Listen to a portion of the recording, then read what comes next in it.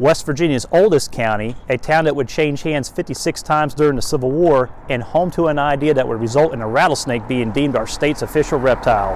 I'm Wayne Worth, and you're watching On the Road in West Virginia, our 55 counties, Hampshire County.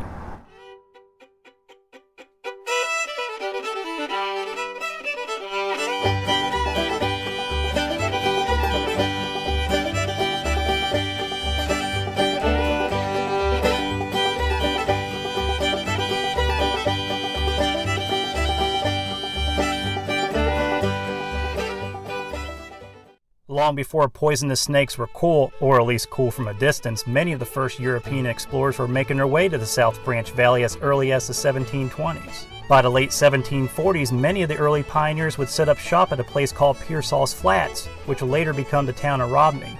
Life for the early pioneers was everything but biscuits and gravy as the French and Indian War made its way to Hampshire County. Although the violence throughout the South Branch Valley even encouraged the building of 4 forts, with the 2 most notable ones being Fort Pearsall and Fort Edwards. This was also Lord Fairfax's land, you know, the dude who owned just about all of the eastern panhandle. Matter of fact, when Hampshire County was created in 1754, legend has it that Lord Fairfax named the county after the hogs that were produced here in the South Branch Valley, as it reminded him of the hogs back home in Hampshire, England. Once tensions started to settle down on the frontier, early industries started to take shape in the region, and a major 19th century turnpike would blaze right through the heart of Hampshire County. Of course, their earliest industry in the county would become farming and agriculture, but one industry that would really take off in Hampshire County was iron production. With the abundance of iron ore, timber, limestone, and water, iron making was a hit during the late 1700s and throughout most of the 1800s in Western Virginia. The industry even led to local manufacturing of cast iron goods that made life on the frontier much easier. The late 1820s and early 1830s also brought the Northwestern Turnpike through Hampshire County as travel from Winchester, Virginia to Parkersburg, West Virginia became way more convenient. Now, the American Civil War would make its way to Hampshire County as both its strategic location and fierce division amongst its citizens would make for a long 4 years. Of course, having the B&O Railroad in the northern end of the county and the Northwestern Turnpike running straight through the center of the county would only mean that this region would attract both Union and Confederate forces. To put it simply, whoever controlled the B&O Railroad and the Northwestern Turnpike pretty much controlled the movement of troops and supplies. As for Romney, it would be a strategic point in the county as it changed hands over 56 times during the Civil War. Even Stonewall Jackson occupied Romney briefly to plan his advance to Cumberland, Maryland.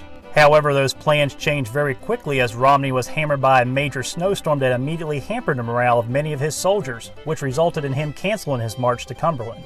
After the war, the tension was still pretty heavy here in Hampshire County as the western portion of the county was pro-Union and the eastern part was pro-Confederacy.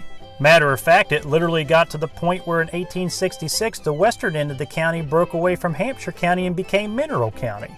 Now, post-Civil War, Hampshire County did not experience the industrial boom like many of our state's coal and gas producing counties did. However, with the legislature's help, the county would make a rather interesting investment in the education of some of our state's citizens.